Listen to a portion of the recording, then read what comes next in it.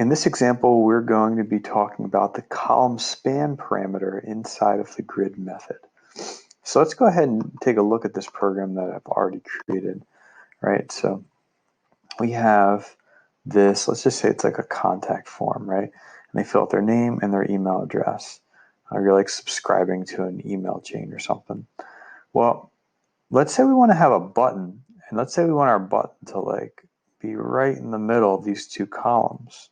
We already set this is column 0 and this is column 1, but we want something that spans and goes within both of these columns.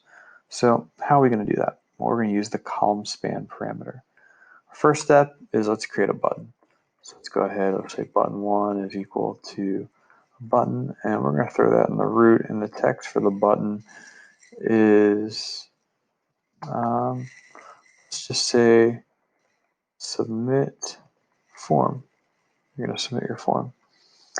And then down here, we're going to say button 1, throw it in the grid, and we'll add that it's going to be in row 2, which is really the third row down because we started counting at 0. And then we'll just say column span. We will have it span 2 columns. Okay, so we're going to span the first column and the second column. We're going to have a 2 here. So let's run it. And sure enough, we have our button.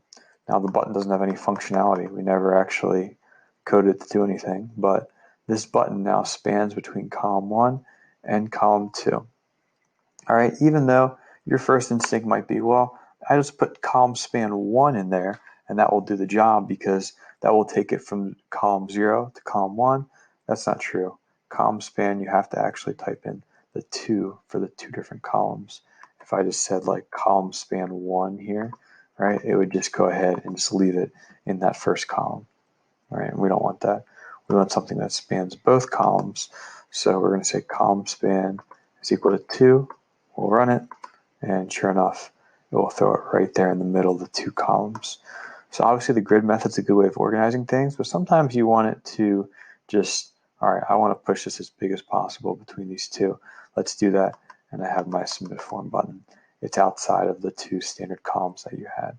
But you've basically combined, you really, I guess like if you compare it to like an Excel or Google sheet, then you're really just merging and centering these 2 columns together, right? And that's how you would use a column span parameter inside the grid method.